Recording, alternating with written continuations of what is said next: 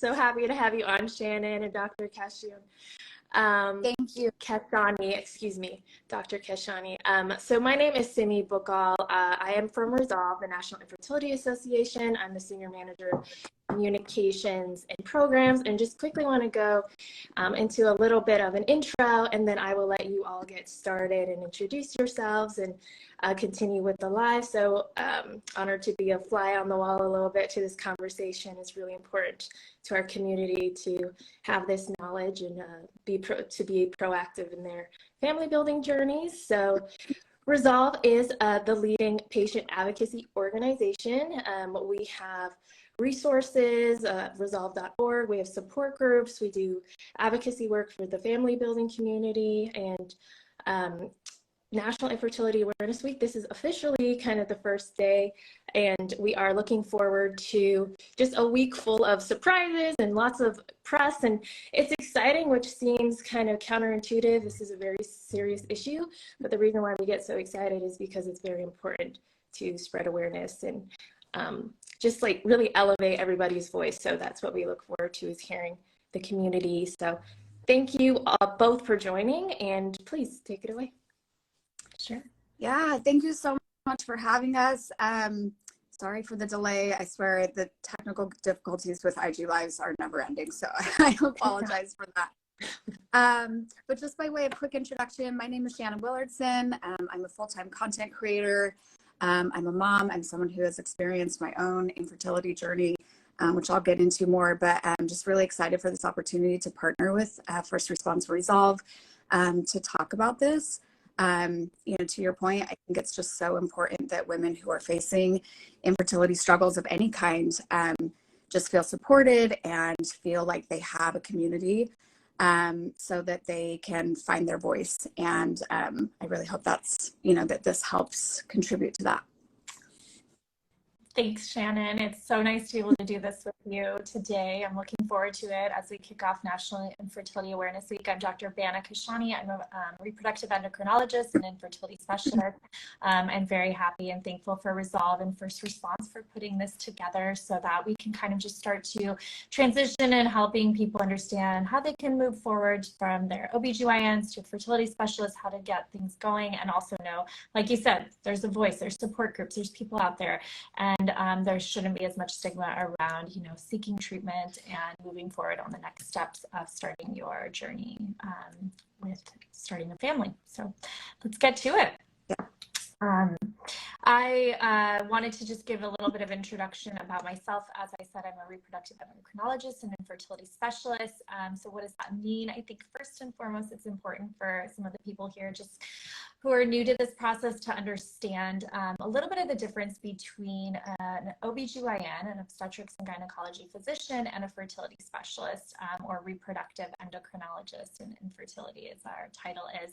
We also go by REI to make it easier, but essentially we're all OB-GYNs, but we found a passion in helping start families and helping women with infertility. And so after doing OB-GYN residency training for 4 years, we then moved on to doing a fellowship, which is a subspecialty. And that training was an additional 3 years where we do basic science research, clinical research, and of course, help take care of women for lots of different hormone issues. So that's what's called reproductive endocrinology, but also the biggest patient area that we focus on is women with infertility, recurrent pregnancy loss, or anything that might require them to do things like IVF or fertility treatments. And so we work closely with OB-GYNs, but we definitely have a little bit more specialized training in not only ordering special tests and getting a diagnosis, but also really delving into possible treatment options and what can be done to optimize your fertility. So that's kind of a little bit about me. And again, I'm excited to talk about how, you know, we can help make it easier to transition from your OB-GYN to seeing a fertility specialist. And I think we should get right to it. Yeah. Okay. All right. I didn't know if Shannon, you wanted to kind of go over your story a little bit and tell us a little bit about what brought you to being involved with Resolve and, you know, everything that you've already gone through. I think everyone's very interested and probably already know, but I'd love to hear it. No, yeah, I'm happy to share that. So our journey is unique in that the impetus for us pursuing fertility treatments was that we have 2 children with a rare genetic disease. It's called CDG. It stands for congenital disorder of glycosylation. It's extremely rare. We had no idea that my husband and I were carriers of this gene mutation until we had our second child, our daughter, who we got her diagnosis when she was about a year old. As it was a genetic diagnosis. So, you know, that was the point that we found out that my husband and I were both carriers of this gene mutation. Yeah, like who knew? So crazy. And we kind of realized at that point that fertility treatments, you know, IVF is something that we would have to do because it enables you to, you know, test your embryos for that specific gene mutation so that we wouldn't risk perpetuating that in future children of ours.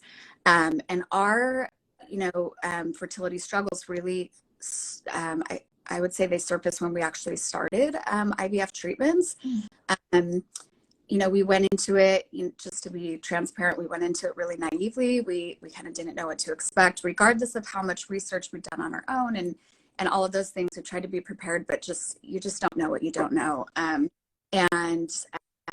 We were met with just a lot of challenges once we actually started our IVF treatments. We had 2 failed cycles, continually low egg counts, poor egg quality. We ended up doing a switch of our doctor midway through, but our initial doctor, in so many words, you know, said to us, it's a kind of a miracle that you have the children you have. We respectfully think that you should just go home and appreciate that you have any kids at all, and we just don't see it working out for you. I mean, he was gentler than that. I don't want to like throw anyone under the bus, but it was, yeah, I mean, oh my God, goodness. Yeah, hard to hear that, and just a very different experience than what we had expected.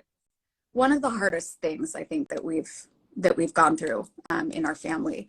And so that was kind of our experience. And it's a huge reason why I've become so passionate about this specific community. Because I've experienced firsthand how isolating it can feel and how it's so easy to get in a place where you feel, gosh, I'm like going to get emotional about it, but it's so easy to get in a place where you feel really hopeless. And then weirdly, like you said, there can be some weird stigma around it too. I think for us, because we already had children, there was sort of this feeling of like, what's the big deal? Like, you already have kids, like what, you know what I mean? And just kind of a lot of judgment that you wouldn't expect about something so personal as like how you want to build your own family and what feels right to you. And it seems to feel like they should have an opinion on that, which is odd, but but it's real. And so I just think it's so important that communities like this exist so that there's solidarity and so that women know that they're not alone in these challenges. I think these challenges take on lots of different faces and different, different versions for everyone. But in some way, we're all connected in it. And I just think it's so important that we know that we have each other. Wow, Shannon, that is a lot to go through. And I think, thank you for being so open and discussing that, because I think that, as you said, for a lot of people, maybe they do venture on these journeys, and everyone's journey is different. Everyone's reason is different why they even see a fertility specialist. And obviously yours was different. You didn't have trouble getting pregnant. You were entering this with a very different hope, and thought that, your process with IVF would just go straight forward. And when it doesn't, it is very isolating and it is very difficult. And you can't talk about this to anyone. Nobody even knows, right? Like what the day-to-day is when you're in an IVF cycle, or when you get those reports back regarding how many eggs you have and how many fertilized. And so I think, again, this is why I really am happy to be here to talk with you and have support groups like Resolve and National Infertility Awareness Week, so that people know there are ways you can get involved and find people who have a similar journey, and you guys can vent and share your stories and have somebody to support you, because most of the time, unfortunately, family and friends, as much as they want to be there, it's really hard sometimes for them to be the right support that you need in those moments. So thank you so much for sharing that. And yeah, that's a lot. So I just didn't know if you had any specific questions, what you think I should ask, or talk about in terms of transitioning. I am curious for you, by way of questions. I know it probably varies person to person, but I do think it's a really salient question that a lot of women have, is like, okay, at what point does it make sense for me to see an infertility specialist? Is there like a time frame where, okay, we've tried to get pregnant on our own for this amount of time? Is there sort of like a time threshold, or is it just based on how you feel?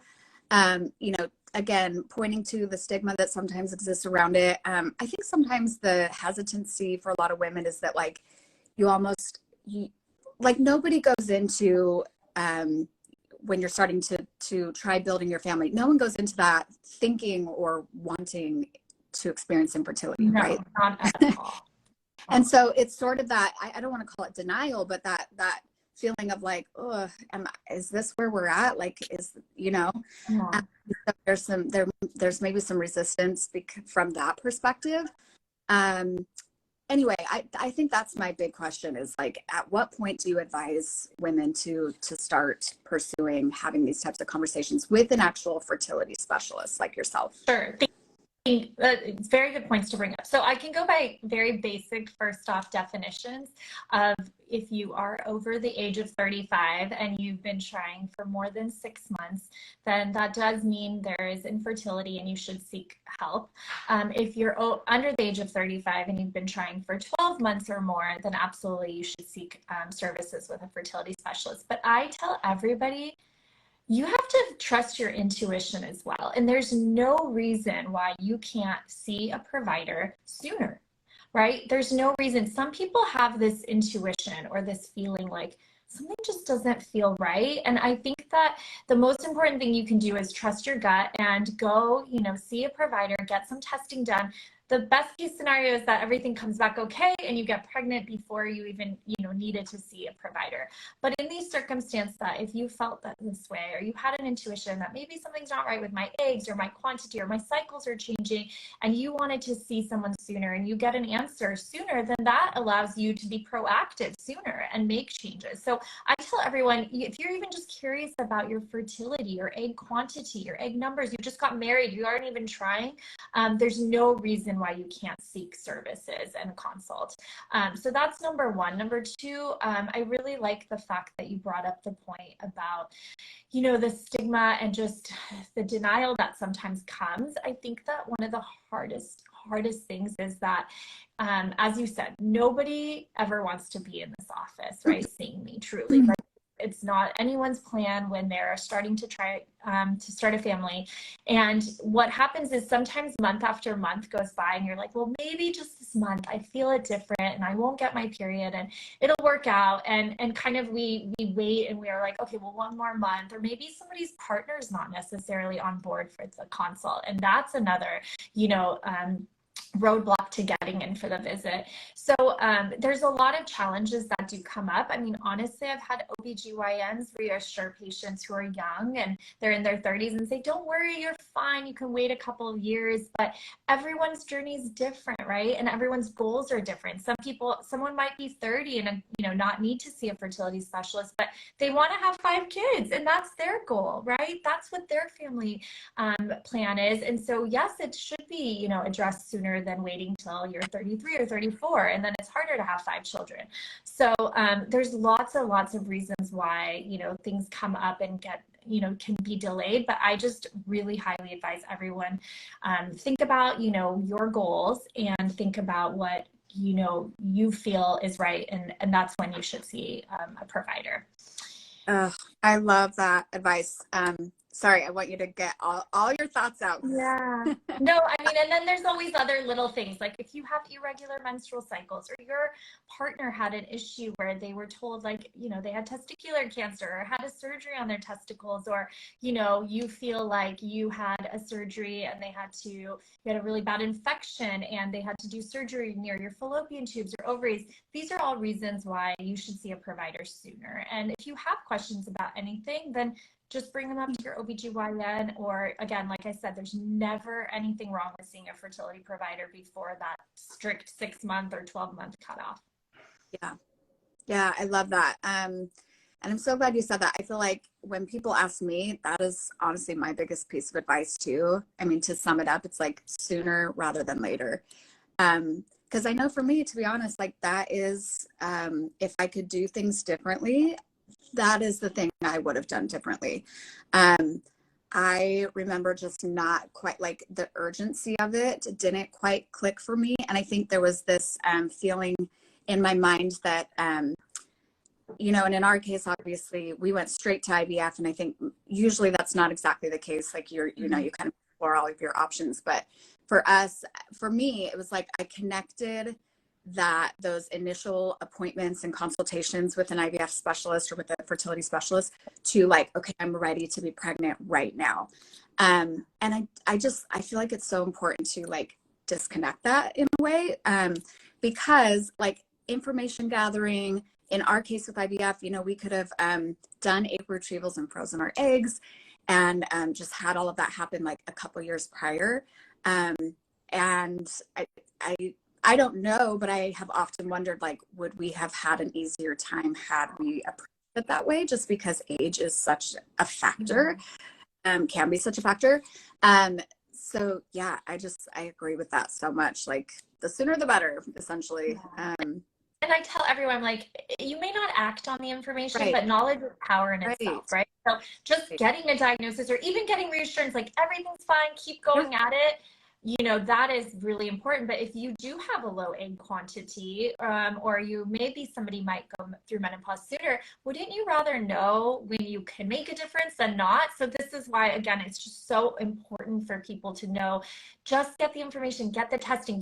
Doesn't mean you have to jump to IVF, because I think that's what scares a lot of people about seeing a doctor. But that's not the case. It's just to get information, just to get answers, and you can then decide what to do with it. So I was going to say that too. I think that can be part of the hesitation too, is that there's almost this assumption that, like, anything you find out is going to be unsavory news that you're not wanting. Yeah. I think a lot of times it can be the opposite. It's like all of a sudden you realize how many options you do have, and it can fill you with a lot of hope, because you're like, oh, okay, like, even in the, quote unquote worst case scenario, there is still a way forward here, and I don't have to feel like my dreams of building my family are lost. You know what I mean? Yeah, for sure. Absolutely. And so one of the things I was going to say was, if I had to give some advice for somebody who's, like, walking in to see a fertility specialist, first off, we know that you're anxious, right? And we know that it was hard making that first step to call. Just get that appointment, right? And so most importantly, rest assured that we are going to try to make you feel comfortable. So the 3 pieces of advice that I would like to give anyone who finally makes that step and transition is to go to your visit and come with a lot of information to describe your menstrual cycles. Really sit and think as a female about your cycles as you've been trying to get pregnant, or if you're not even trying, you're just curious about your body. Bring that information to your provider, because the menstrual cycle is really important to tell us about your hormones. Are you ovulating, and is there a change? So the red flags or things to consider are, if you used to have cycles that were every, like, 35 days and now they're getting shorter, every 28 days or 26 days, or becoming irregular, you're going months without a cycle, bring that information, all the data you have. If your flow is changing, it's getting heavier or lighter, that's important information. Do you have really bad painful periods? Are your periods even more painful than before? Are they more painful now that you're off of birth control? So all of that information is so useful and reliable. The more information you provide your doctor, the better they're going to be able to delve into understanding your diagnosis, your specific scenario, and what they can do to help you, or what testing they can order. So that's number one. Number two, please evaluate your goals, and nobody should take judgment on this. Like, it breaks my heart that people actually judged you, Shannon, and were like, you already have children. Like, why are you doing this? This is nobody's opinion should matter on this. So everyone has a different goal. Some people are content with having one child, and that's all they dream about. Some people really envision 3 children or 4 children for their family.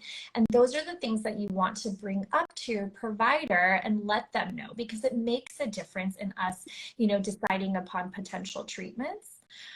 And in addition to that, also express what treatments you would be comfortable with. So there are, reasons why ethically or for religious purposes, you cannot do certain types of treatments like IVF or, other things. So if you are open and discussing that, then I promise you your provider, your RE is going to work with you to find something that's going to work for you and your goals.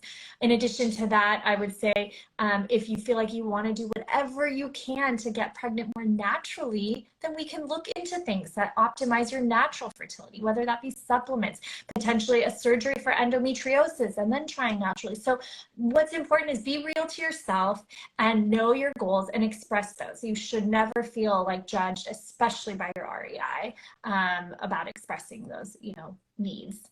And then the very last thing I would tell everyone walking in is come with a list of questions. You've been waiting for that visit. You have a lot on your mind. I'm sure you've been Googling. I'm sure you're up at night looking up things, because all of us do, about everything. And so come with that list of questions and make sure you know that no question is stupid. I've had so many people preface questions and say, I'm so sorry, this is such a stupid question, and it's not, and it really isn't, and that's what we're here for. And please know that we're just trying to help you out. We're just trying to get to the bottom of it. And so if you walk away with questions unanswered, then that wasn't the purpose of the visit. The purpose of the visit is to really get some resolution and answers and kind of have a plan of action from that point forward. Amazing. That is such good advice, Dr. Kashani. Thank you so much. It's okay. I have a couple of follow-up questions. Of course. Those. But I'm just curious, like you mentioned, Googling. What is your advice on how women can, I don't know, almost like create a filter for themselves in a sense of the barrage of information that you can come across? That's a great question. Yeah. I think obviously on one hand, it can be helpful. It can also potentially maybe not be. What's your advice on that?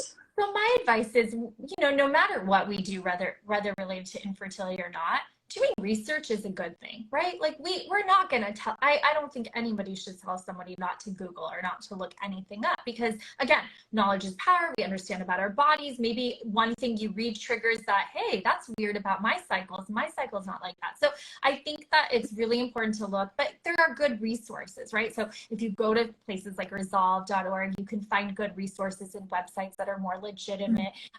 Or even there's like a website called Fertility IQ and various different organizations and support groups out there. So I like people to start with that. I'd rather have people reading, websites like that or reading research articles and then bringing them to me rather than reading on forums that might be like a lot of anecdotal opinions. But again, even those, sometimes I tell people, do your research and then kind of bring bullet points and ask your doctor about them, right? That's what I think is the best thing, is you want to have some background, you want to bring things up, because no two people are the same. And something that, I may select that works for somebody may not work for everyone. And what if you found something online that was interesting and we are going to try it, right? We can have that conversation together, talk about the pros, the cons. Is that valid? Is it not valid? But that's kind of what my advice is on Google. It's like, definitely do your background, make some bullet points, and then bring it up to your doctor. And that's why we're here. We're here to answer your questions, come up with a solution, see if it's appropriate. So that's the way I like to have it pan out. Let the doctor be the filter. Yeah, that's great. what about, this is another big question I have because I experience this so much as well. Like any advice you have on how women can stay positive during the journey of infertility? Because I know for me, that was one of the biggest challenges, partly because there's so many different, points along the journey. So many steps along the way, right? Yeah, exactly. And where you're receiving either good or unsavory results or whatever it may be, it can be really easy to get discouraged. Do you have any advice on how to stay? This is actually where I think that some of those forums or support groups or anecdotal advice is actually really empowering, believe it or not. Maybe it's not, a possibility for anyone. Somebody, for example, may have a poor quality embryo that doesn't have the highest chances of success. And they're sitting there and they're so anxious about their upcoming transfer because they're already worried that this may not work. Right. But if you had a couple of stories from someone else and it can work, right? It has worked for other people. I like to have people hold on to that. And, again, even though the chances are not high, maybe 10, 20%, that could be you, and it has happened for other people. And those are the stories that I like to have people hold on to for hope. And then again, just various support groups and knowing that even if it doesn't work, this isn't the end of the journey, right? There's always things that are different that are in our toolbox that we can re-explore and reevaluate. So there's always options, there's always different paths. And so holding on to knowing that even though one thing may be coming up and didn't go as planned, or maybe a little bit of a detour on your journey, there's always like a way we can get back on route and kind of just like have that hope that there's backup options. And so not thinking this is the end, that this is all it is. And, after this, there's no going back. Yeah. Oh, I love that. Yeah. And that's why, again, I can't say it enough, but I'm so grateful for communities like this and what First Response and Resolve are doing. Because I know so much of the hope that I found in those moments of, despair really, were from getting DMs or, to your point, being in a forum where someone said, actually, this was my experience and it's great against all odds or whatever. And it really does. It kind of refuels that hope of like, okay, this isn't over yet. Like, yeah. And sometimes all we need is just that little glimmer of hope, like truly just to hold on to it. And in some ways you need to manifest it too. So like you need to have like a provider that's going to like, be excited and know that this is it. We're going to manifest it together. And if you have positive feedback coming from one person, that just fuels you to get through that day. That's what you need. And so I love that. Yeah. And sorry, not to take too much time, but I want to just piggyback that really quickly as my own piece of advice, if that's okay. I want to know, for sure. Of course, you're on the. But in terms of like finding your provider, because there's lots of different options out there. Finding a doctor that you really click with and that, to your point, is positive, I think is so vital. That is what led us to making a switch in our provider, halfway through our journey. It was the best decision we could have made, only because, again, it's just so important to have someone that you feel like believes in your vision for your family and is there to, be realistic with you, obviously, and be honest, but also continue to help you stay positive and to, see the light, so to speak. And I just think that is so important to have a provider that you really click with. So I wanted to bring the last thing you need is to be seeing somebody that gives you stress on top of all that you go through, right? Like, because you just don't click with them. So if you don't feel right, do not stick with that provider. I mean, all of us have different personalities. I might not mesh with everyone, right? So, but if you don't feel right, this is your journey. This is your opportunity to do what feels right for you. So, 100%. Yeah, agreed. I'm just going to jump in here and thank you both for joining us for our first NIAW IG Live series with First Response and Resolve. And just a reminder that we will have another IG Live on Thursday, April 27th, and we'll be meeting with Dr. Elizabeth Grill to talk about the importance of mental and emotional support during your journey. So again, thank you both for joining us. And if you want to get more information about Resolve and our campaign with First Response, our support group campaign, please go to resolve.org/firstresponse, and you can find more information about our support groups and and how to start one if that is something you're interested in doing. Yeah. So thank you both again. Just so you know, the link in my bio will also lead you to that information. So please feel free to check out the link in my bio. I just have to thank y'all so much. Thanks for letting me be a part of this. Thank you, Dr. Kashani. Thank you, First Response and Resolve. This all is very near and dear to my heart. And, you know, I'm just sending so much love out to anyone out there who's experiencing infertility. You're not alone. You have a voice, and we just appreciate you guys. So thank you so much, Resolve and First Response, for setting this up. And of course, Shannon, thank you for being part of this and being open and vocal about your journey. We all have our fingers, toes, everything crossed for your transfer, and hopefully you're getting very good news soon. And thank you again. I'll have that link in my bio as well. And yeah, please just reach out, get involved with Resolve, get involved as much as you can, because there are support services, and that could be the difference in helping you with your journey. So good luck to everyone.